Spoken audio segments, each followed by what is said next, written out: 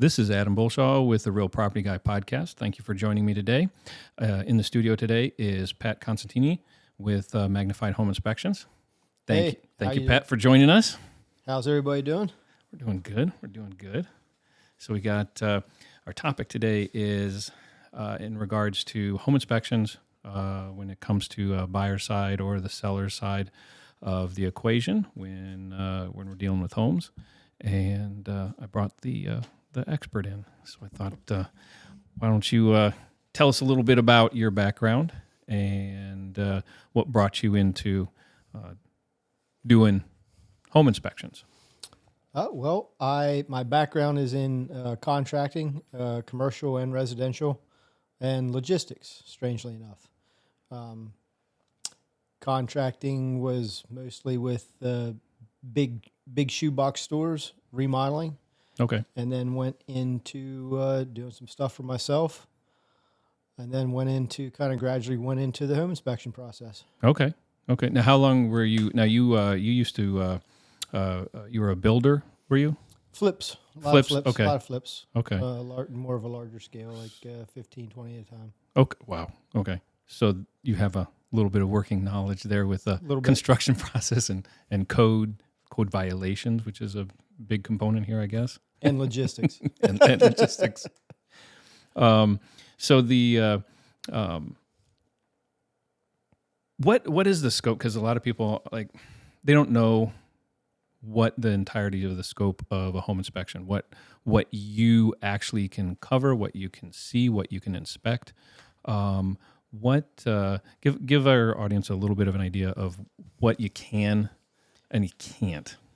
Some misconceptions about a home inspection is a pass or fail type equation, and it's not. It's really more of a, I guess most of the people would call it a Cliff Notes version of what the condition of the house is. Everything is visual. What you can see is what we can evaluate.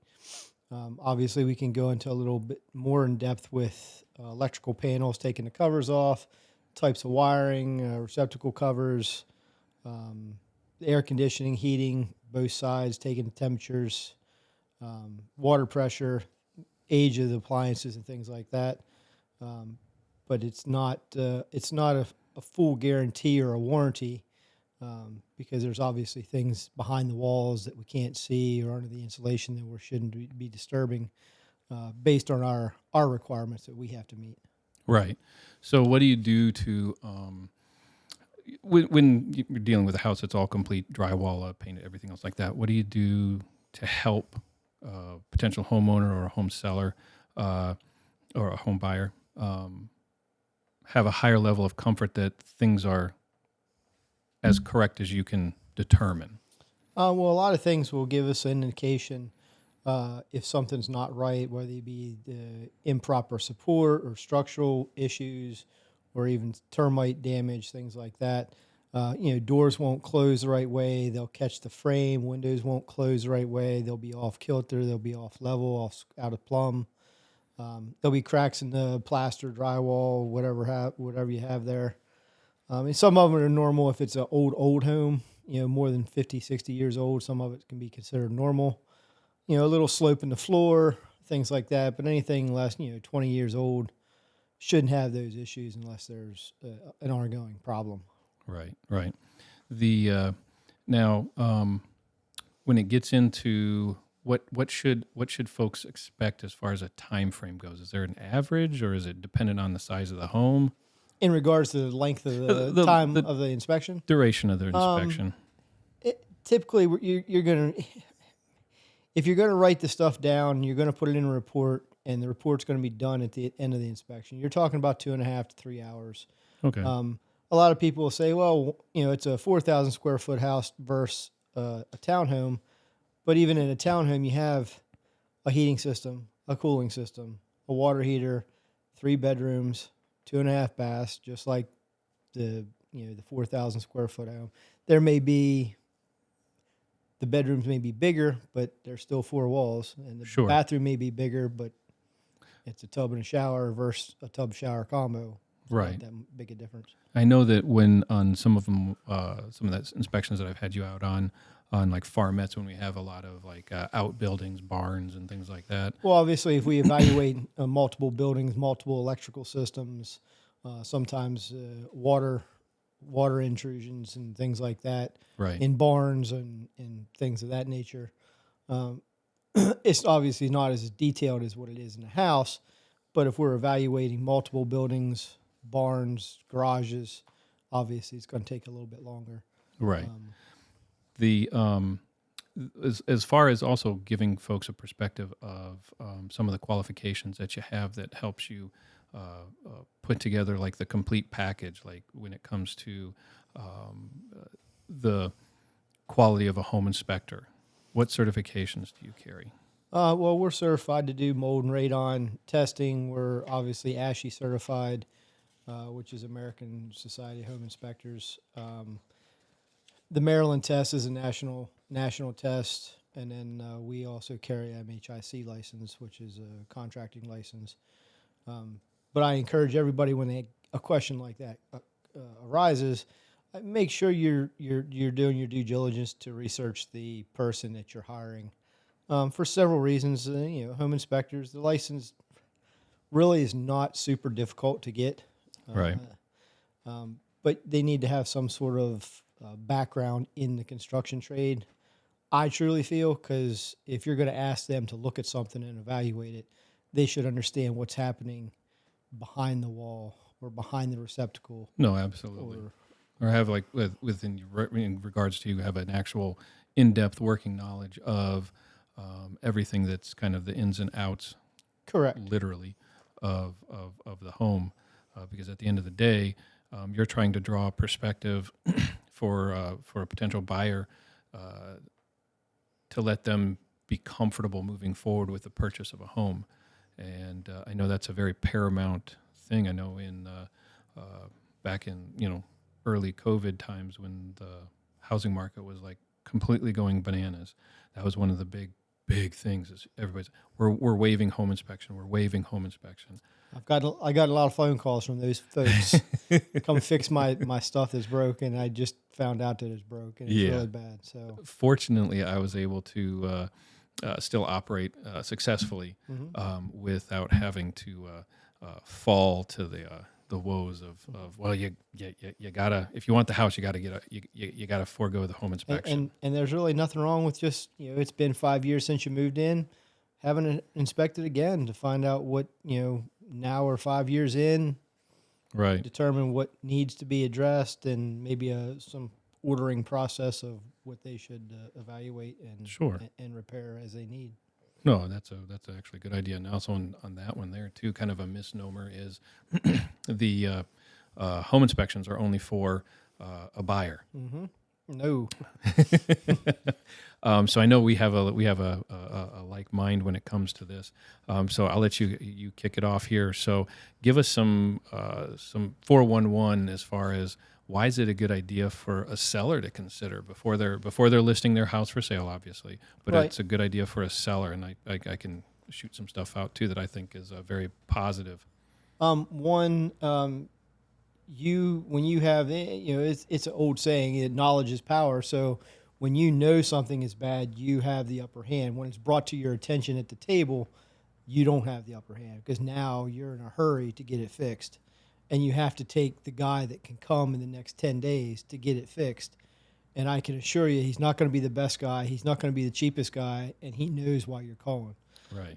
So you're going to pay through the nose. It's going to probably be subpar work. Not that that's super important to you because you're selling the house, but well, I mean, in some instances it can be because if you're the seller and you do have the unfortunate experience of landing on one of those contractors, buyers are going to most likely have it re-inspected or have it taken a second look at, and if it doesn't pass, then you just flushed money down the toilet. Mm-hmm. That's very true. Yeah.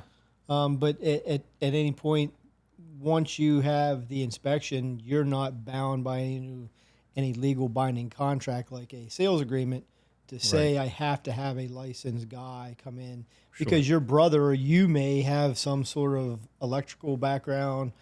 something simple like changing out a GFI, or Right. breaker's got some undersized wire and you just need to change a breaker. Well, and that Something like that you can do before the buyer has an inspector come in, and then you have that legally binding contract saying you need to have a licensed guy come do it and provide us with a receipt. correct. And even in some instances, when it gets into that notion there too, you're going to get into where the buyer's like, well, I don't care whether your brother, your cousin, your whatever is a licensed contractor. We want a third independent party doing this stuff. We don't want any kind of under the table favors being done. So that's something that could be thrown at you as well. And Of course. And obviously that could come at an additional cost Absolutely. as far as having it taken care of.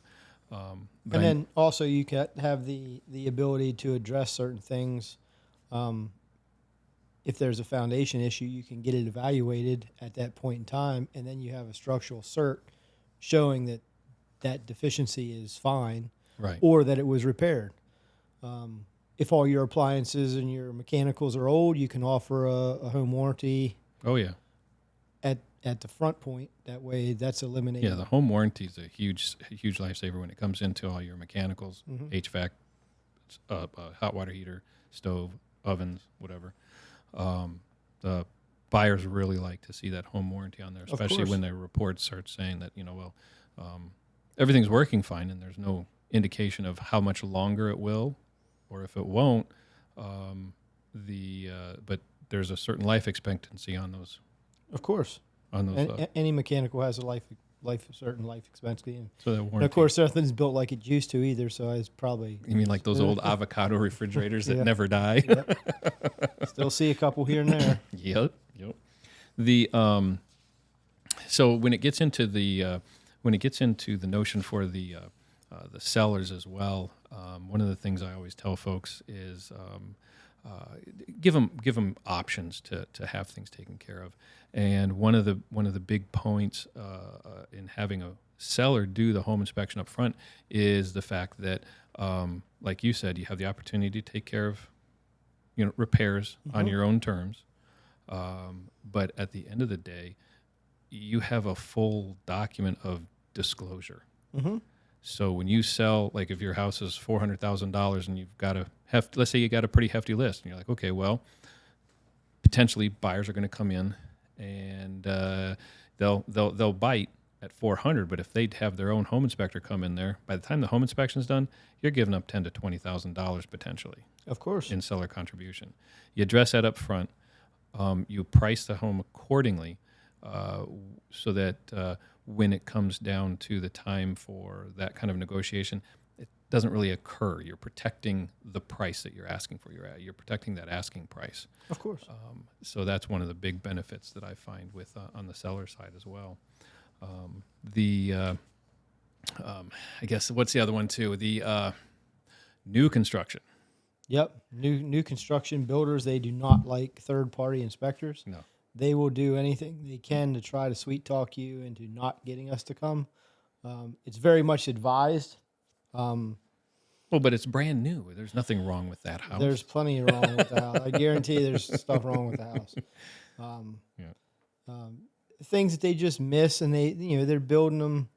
And I always use the comparison is the best electrician I ever knew was a plumber.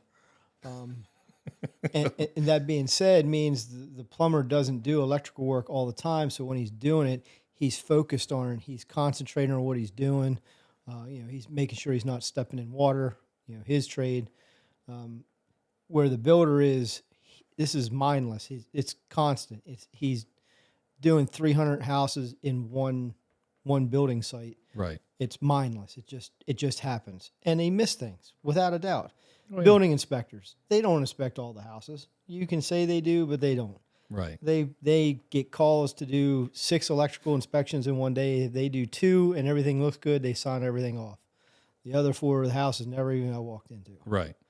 And that's just the way it works. Right. And things get missed. It's the factor of nobody's trying to do anything nefarious. It's just a human error. Oh, absolutely. They're not intentionally factor, doing it wrong. I mean, we've caught engineering problems before where, LVL is landing on top of a step, and that's not cool. And it has to be fixed. So now, when it comes into the new home construction, you do recommend 2 points of inspection. We prefer doing a pre-drywall and then a walkthrough inspection, Right. only because if there's a lot of things we can catch pre-drywall that can be corrected so it doesn't show up again in the walkthrough, Right. like unlevel floor because it got wet or something, because they get wet. I mean, it takes multiple days for them to get them on the roof as far as framing goes. And some of the OSB, we used to use plywood, but we use standard is OSB for flooring. Right. And it swells and there's little lips and things like that. But if you put the LVP over top of that, you're going to know it, and then it'll get called out, or it'll show up 2 years after you moved in. Right. Right. So it's best to catch it up front. Right. For sure. The I know we brought some examples of, I guess, more I don't know. I want to say atrocious, but some I don't want to be too harsh, but that kind of fits almost. Yeah, so I think I got some things here. So this first one, I mean, it looks like the most obvious one. The obvious thing about this is that doesn't look too watertight. Well, hold on. The most obvious thing is this is a brand new roof. Oh, geez, really? This is brand new roof. Okay. This is brand new. And obviously you can see it's a cast iron pipe coming out, but it's a sewer vent. Mm-hmm. The boot it was not sized appropriately. In the attic, they bent the pipe over to come out the roof at this position. You can obviously see, again, there's no nails in the flashing boot. Yeah. But like I said, the thing that got me the most was this is a brand new roof, and somebody did the roof, got off their ladder and said, "Yep, good job." Yeah, scary. So again, this kind of gets into the reason why we're bringing this up is to show examples of the importance of having a home inspection done. Like I'm sure in this scenario, it was hailed that brand new roof, right? Listing. So looks like is that an architectural tab or is that a flat tab? No, that's an architectural That's tab. an architect. So what, 25, 30 years? Mm-hmm. Okay. I know they have longer term. What is the longest They have warranty a 50 year. They have roof. 50s. Okay. Yeah. And strangely enough, this particular picture, we just got a call to go out and do a reinspection on this. Mm-hmm. And they used an entire tube of caulking to seal this. So Whoa. having a reinspection is also a good idea. Sometimes it's Good Lord.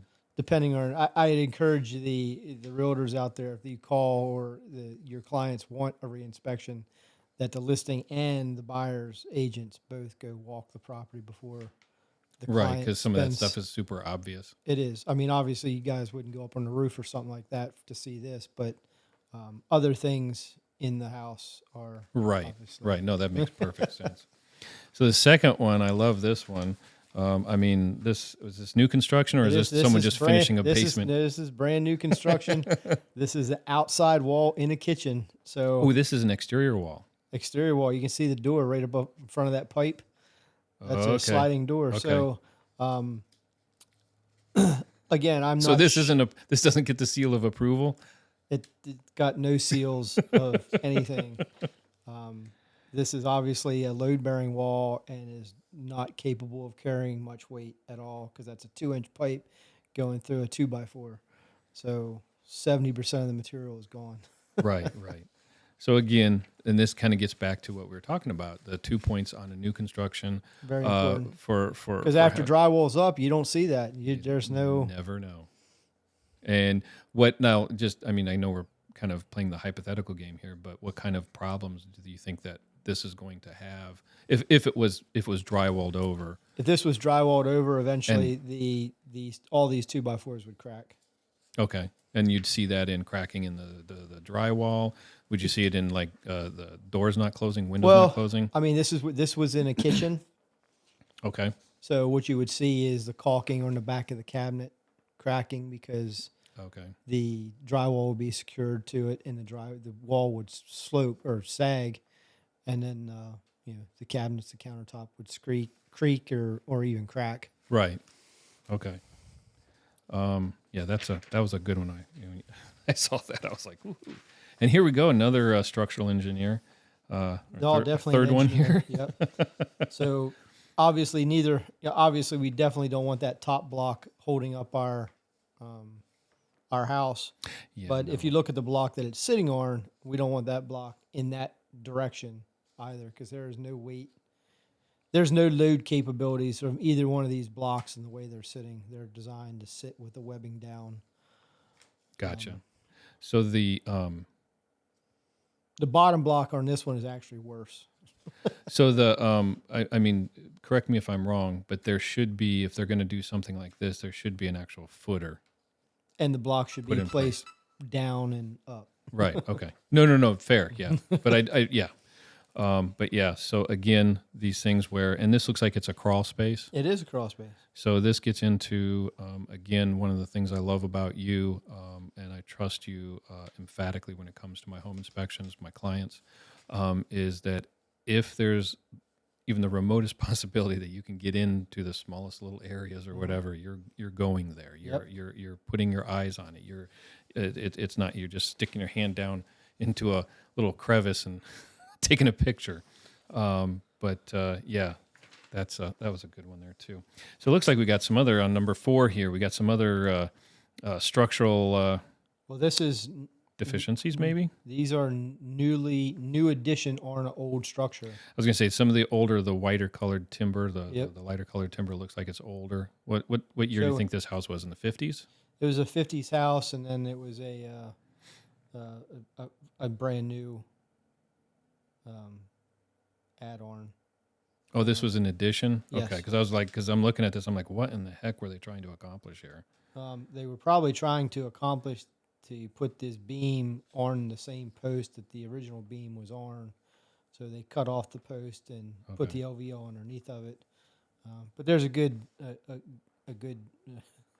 good point with having your gas line go through the main structural beam of the house is probably not the best idea either. Right. That could have been corrected pretty easily at this point.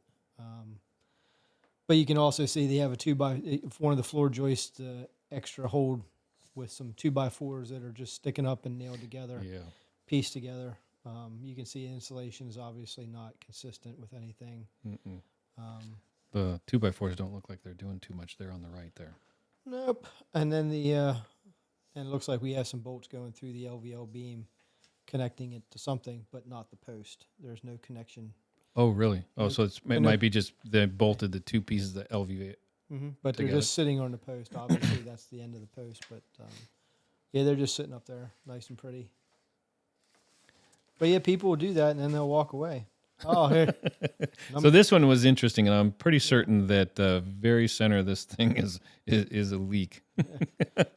That would probably be very, very close to correct. But yeah, just So- the mere facet that somebody would say, yes, run these all next to each other, and then smear some tar on the bottom of them again, and then went home and fell asleep just fine that night is Right. beyond me. So these, I mean, the correct way to have done this is these should have been there 3 separate. The correct way, they should have merged them together in the attic and had one penetration point. Okay. And they could have used a bigger pipe after they merged them together, but these are all sewer vents. And this is what happens when you have a townhome and you add bathrooms, you need additional vents, Sure. which is fine, but you don't need 3 penetration points at all. Or 3 penetrating at one point. Right. Right. It's a big hole in your roof. It is. Number 6. Oh, that's so one of here's my another favorites. here's Yep. another Love it. engineering Scissor wonder. jack. Yep. Yep. Scissor jack. On a block, sitting sideways. Wonder if they got a flat and they were like, "Oh crap, I forgot I put it under my house." I don't know. That jack's been there a long time. Looks like it. Yeah, it's been a long Looks time. like it. I mean, there's just so many things here. I mean, you can see the water pipes in the background. They're not insulated, so that's always good. You see some ductwork in the back. That's not insulated. That's always good. Oh, this is a crawl space as well. Of course, right? yeah. So, I mean, And then what you're looking at, this is a scissor jack holding up probably a true 4x4 randomly underneath a floor joist that's cracked. That's how they fixed it. They just stuck it underneath. Oh, I gotcha. So, Okay. yeah, it's a lot of stuff going on in that one picture. You know, no insulation in the joist, no vapor barrier, just like a trash ground underneath there, just stuff all over the ground, Right. which just makes some mold. Oh, 7, that's another good one. At least they didn't bring another pipe out the roof like the previous picture. we Right. looked So at. this is the one where kind of not the correct example of, but this is where they've merged a couple of. Okay, well events this together. is still wrong. No. Right. That's what I said. I'm not saying it's a correct example, okay. but this is an example of better, where yeah, they better. merged them together to make one. Better until they penetration put to the that roof. Y in. The Y is wrong. So this is a sewer exhaust going out, and they decided they didn't want to make another penetration point, so they just put the exhaust fan into a sewer vent, which is just beyond me. So Oh, so that's an exhaust fan. yeah, so Oh. when the fan's not on, any of the sewer gases can come back in, and then of course this is an open vent in through the roof, so if the water comes down, the pipe can actually just run right down that Y and through your ceiling, which is it's sealing right around the electrical connections. of the Not really fan. where you want water to be coming in. Yeah, it's not great. So this was a fun one. I can't wait to hear you explain this one. All right, so this is Number 8. yeah, this is a pergola outside. I guess it's a pergola, like a little enclosed area on the deck. Okay. So apparently they didn't read the book on how to create a multi-angled roof. So they they went to Home I mean, they Depot were and probably really proud of this when they were done. I hope they weren't. They really shouldn't. I hope one of these fell and hit them in the head, because this is so bad. I love Samson Strong, Samson Tie products. I think they're great. Right. None of these are used the proper way, in any way, shape, form. The wrong nails, they're regular roofing nails. It's just terrible. I can really have nothing good to say about any of that. It's just Again, it's very important to get your home inspection, folks. Get your home inspection. Don't skip it. Don't it's not worth it when you get into the whole like, oh, I'm in a bidding war, I have to have this house. I was like, I mean, on the flip side of that, if you have nothing but money coming, you have that money tree in your backyard and it's just burning a hole in your pocket and you can't wait to spend just tons and tons and tons of money and it doesn't matter to you, then yeah, I mean, it sounds like I'm being facetious, but no, I mean, you really have to enter into those kind of things with your eyes wide open and saying, look, you just need to expect to be opening your wallet a lot. well, and then you brought up money. We'll get back to these pictures in a second, but the money aspect of a home inspection, I can assure you, if you're going to pay roughly 1% for an inspection. A good inspection, you're going to pay about 1% of the cost of the house. If paying that 1% bothers you, you may want to consider not purchasing at that time. Right. I know that's not what realtors want me to say. No, but I mean, we want consumers out there. Right. I mean, I know I do. Right. I want my consumers. I want my clients. I want them informed. I want them comfortable with the purchase of the house, and I don't want them coming to me a year later and saying all this stuff is screwed up. I don't want this house anymore, and we need to go find. We didn't do our job at Right. that point. I agree. For the clients, and part of that doing our job for the clients is having you come out, do the inspections, go through everything so we can have a reasonable conversation about the ins, the outs, and just because something makes it on your inspection report, again, does it mean that the house is falling apart? Oh, absolutely not. All houses are going to have deficiencies. They're going to have lack of maintenance occurring, things of that nature. But if you spend between $500 and $700 on an inspection, I can assure you, you're going to get that money back in repair requests. Oh gosh, because yeah. you have a person, you have a licensed document stating that these things are wrong. Right. And I mean, it really doesn't take that much to do a repair for five. I mean, to replace a toilet is going to cost you about $900. Okay. So if a toilet's loose and a plumber has to come out, that's $450 guaranteed.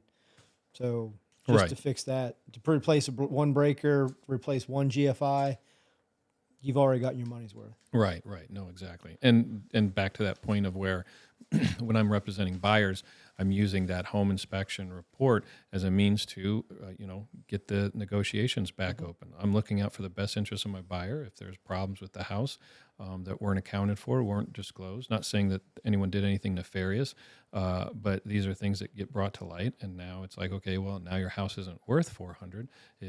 All the systems are outdated, it needs a roof, all this, whatever. Well, and then sometimes we see in the listing, oh, brand new HVAC. But when we get there, Brand new it's- roof like that. Well, right, but when we get there, it is a brand new cooling system, but the heating system is still old. The air handler is still old. Right. And then if you ask for a home warranty because all those systems are of age, there's your $500. It's already back in your pocket. Right, exactly. Exactly. So it's definitely advantageous. And again, shoe on the other foot, sellers, it's definitely a good idea to have this knowledge and information up front. It protects it protects your repair costs, gives you exact knowledge of what you need to do, because I get it all the time. Hey, can you come take a look at my house? We're thinking about selling it. I want you to give us an idea of what we should be doing and that kind of thing. And I'm like, well, let's get a home inspection. This will tell us, because you may think, well, we should go and freshen up and do this. Bathroom's in okay shape. No real plus or minus issues with a bathroom from an aesthetic standpoint. But they're like, well, I think we should put new tile in, or we should do the aesthetic type of thing. And you come in and say, well, you know what, we have this problem, we have that problem. Maybe a ceiling joist is cracked, needs to be sistered or something like that. I know we had that on a recent one. But you can go and make more quote unquote meaningful repairs that would otherwise that will digest to a buyer as really bad. Right. And you can point your money in that direction, have those things addressed, and then you take it and you say, look, here's our home inspection. We've repaired X, Y, and Z on this home inspection, and our prices accordingly. And it kind of puts a stop to the whole, well, we're going to have our own home inspection come in. I mean, they're more than welcome to, Right. but I highly doubt they're going to find anything above and beyond what yours does, Right. Which is, again, why I use you. But at that point, there's no reopening of any kind of negotiation. And nothing says you have to wait till you're at the point where you're even talking to a realtor to get the home inspection. Absolutely. Get it, a year. Hey, look, we're thinking about selling. We're going to do a couple odds and ends. We want to save our nickels and dimes and put it into the house, or save up a few more pennies to put into the new house, whatever. But getting it done and having a list in front of you, you never know who you run into. The neighbor might have a plumber. You can go get that plumber to come fix something. He won't. And that kind of goes into kind of not trying to do a sidebar, but kind of a similar topic there is. And I always advise my sellers, I was like, don't try to get away with anything. Right. I was like, because the new buyer's going to move in. They're going to make friends with your neighbors. And the neighbor's like, oh, yeah, that leak? Yeah, man, they've been fighting that for 5 years. Yep. And it's like, what? And then guess what? It never fails. There's some way that's going to come to the surface. It's just not in your benefit. Right. But at any rate, back to these wonderful examples of why we should do home inspections. Okay, this is straight up. You'll like. This is number 9. You're on number 9 with me, right? Yep. Okay. So this is what happens when you walk in. You'll say, "Oh man, these cabinets look amazing." Is this kitchen, bath? What is this? This is a kitchen. Okay. This is a. This is an IKEA cabinet and IKEA drain. This comes in a kit. They sell it in a bag. There is nothing right about it at all. The trap is below the drain line. The drain goes uphill. The tube on the lower part, is that supposed to be the high loop tube for the dishwasher? Yeah, yep, that's what that is. I mean, they got a whole lot of other high problems loop on the low end. Yeah, I mean, maybe if they jack everything up, they would be okay. But I mean, anytime you see these gray pipes, these are usually a kit that some big box store has sold. Holy smokes, that's terrible. 10. This is one of my favorites. I was looking at this and I was trying to make heads or tails out of this. I I'm would- like, oh, so I'm looking at this. I'm like, what did somebody try to like spray paint the shingles to make them look like they're? Are you serious? Yes. So we can bring this into a couple of different aspects of why to do a home inspection and why to choose somebody that. One of the questions you should ask a home inspector when you're interviewing them, doing your due diligence, is how do you inspect the roof? And if they say anything other than a ladder, you should just move on. Find someone else. Yeah, find somebody else. That is one of the things I'm spoiled with you because I know I don't have to ask a lot of these questions. You are methodical. So these so inspectors, yeah, I have a drone. I do. I promise you, I have it. I use it. It records my kids' soccer games. Great. I will never use it. Have never used it to inspect a roof. You and I've seen ones where some home inspectors will stand there in the neighbor's yard with a pair of binoculars. I think you saw one in one of these pictures. No, that one I didn't. That one didn't make the cut. That one didn't make Okay. the cut. But yeah, it's. I mean, you tell me what can you see? What's the difference? So the difference is something like this. Like we're looking at this picture, and there's a paint line on here. And I was down on the ground, and from the ground, the shingles looked really, really good. They really did. Like but a then- brand new coat of paint. Well, it didn't look that good. It looked like it had a little age on it, but not a lot. Right. And then once I walked on it, and I could see these paint runs, and I saw maybe some blue tape around the chimney, on the flashing. Oh man. Things like that. That obviously sets up some red flags. And then at this particular one, the contractor actually showed up. This is a flipped house. Oh jeez. And I asked him what he thought he was doing when he painted the roof. And he said, well, that's Sherman-Williams new shingle paint. And I was like, well, I don't believe they sell shingle paint yet. He assured me they did. And then I found the can that was a textured paint. It was not shingle paint. Oh good And it heavens. was it has sand in it, but it's like right. it's like a Ralph Lauren. But it's Yeah. it's meant to put an actual texture on your wall. Yeah, or not whatever. the shingles. not shingle paint. Yeah. But yeah, it was pretty good. Good This Lord. was great. This is I saw this and it just makes the hair on the back of my neck stand up. I'm sure if it someone made whoever put the I was screws gonna- in it, his hair was on the back of his neck was I too. I was like, ooh, oh. I like this one. This was many years ago, and I actually turned this into NEC, and this actually got published. really? The NEC Okay. is the National Electrical Code. I did turn this in, and that was good. So they didn't have any more space in their panel, so they chose to run a screw directly to the main with a 12-gauge wire with a screw in it. So whoever did this definitely had grounded himself very well, and the screwdriver was burnt up. But yeah, there was so much wrong with that picture. I saw that and I was just like, I Not as much. fell as, out of my chair as I was watching it. I was It's not looking as at- much wrong as Gotta the be second, kidding me. the next picture. The next picture is Oh one no! of my This favorites. one takes the cake. Good old number Yeah. 12, the grand finale here. This is So this is special. This is a flipped house. So they Oh, had God, this really? this is plastered walls, and they didn't want to take the plaster off, so they put drywall over top, and to offset the distance between. These are actually finishing nails that they stabbed into the back of the receptacle and just plugged them in, and that's how they made connections. I turned that one NEC too, but I didn't get any money off that one. I was I was disappointed. The other one I got $50 off for being published. oh right on. Yeah, this one did not make it. And we found it because we had to dig. You can kind of see at the bottom. We had I was spread about the- to say, how did you find this? I mean, if this it was there was some spray foam behind it, and it was coming out from the cover. So we took the cover off, and okay. lo and behold, this is what we had. Obviously, there were some other electrical deficiencies in this particular property because this is the level of work that we were dealing with. And you can see they didn't even unscrew the receptacle.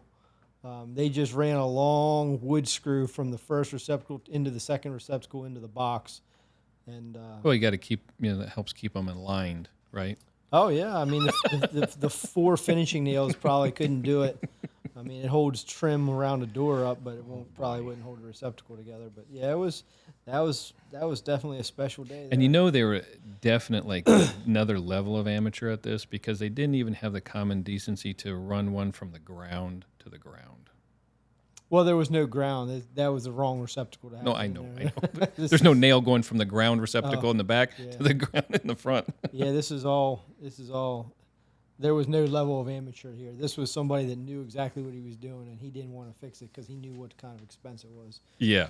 So Right. it was, Right. It was a special type of day. It was good. I can imagine. I know we've had our fair share of unique Oh yeah, they used to have construction. I guess theory. yeah, theory. Yeah, it's definitely theories. But yeah, I mean, definitely, these are the types of things. These aren't like unique one-offs. We can flip through pictures and pictures and pictures and pictures Yeah. of plumbing, electrical, general engineering, faux pas. It just can go on and on and on and on. Oh gosh, yeah. No, and and I know that a lot of times buyers can get you start getting a really long list of things going on with the house, and they're just like, wow, there's just too much going on. There's too much wrong with this house. So let's dive back into how you discern and how you're able to help buyers understand that this is something that's of an immediate concern. These are more things that are just like, just general things that just, wear out. Well, I would like to think that most home inspections, I could say how ours are, but I would like to think that there's some level of good, better, best type scenario. Right. In color coding or top the report, bottom the report. Our reports are green, blue, which are informational stuff like locations of shutoffs, things like that. We like to put them in the report with arrows to them because we found we used to hang things on shutoff valves, Okay. but when the shutoff valve's behind a wall or behind a plate, you can't see the tag that we put there, so you really don't know where you're going to look for it. Right. And most of the time, those things are fairly simplistic to understand where they are. You just have to find them, and we encourage you to go back to the report to look at them. Oh, sure.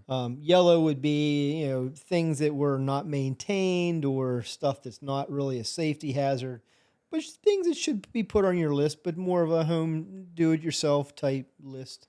Or maybe not worth calling a contractor for that only Right. when you do have a plumber in to fix this with it type stuff. Right. Just because we don't want it to get to a point where it's But kind of going back. almost like a honey-do list. Right. Right. Yeah. And then red is safety or things that are going to cause damage to the house that would exceed. We usually use a $800 mark Okay. or repair if it's not fixed. Like that boot, the boot to replace that boot that we showed in that first picture. It's not super expensive. However, if water continues to go down in there, That gets real expensive it real can get fast. it can get very expensive. It can get mold growing in the house, mold growing on the insulation. You can get squirrels in there to chew up your wiring. Right. So there can be a lot of deficiencies that happen because of that. So Sure. that would make a red list. There could be other things that show up. I mean, deficiencies like the HVAC system is past its age. Even though it's still working, it is past its age, so it's something you should really look into. But because of the cost of replacing one of those systems is so expensive, we like to make sure that you're very well aware that it is at its age and Sure. you have to look forward to it or budget to do it at some point in time. No, that's one of the reasons again why I very much like your reports as well, because of the way it digests for clients. And again, using somebody that has some level of construction background, it can kind of give you an idea of what things are probably going to cost.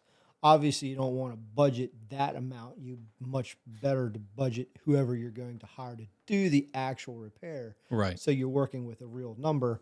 And I usually encourage somebody to add 5 or 10% because there's usually things that come up, Yeah. or things that need to be brought up to code, current code versus what old building standards were. Right. And sometimes those things are not foreseen. It's Oh just yeah, the way no. it is. Yeah, no, for sure. Yeah, it's some of the stuff, just like when you're dealing with a house that's all 100% built.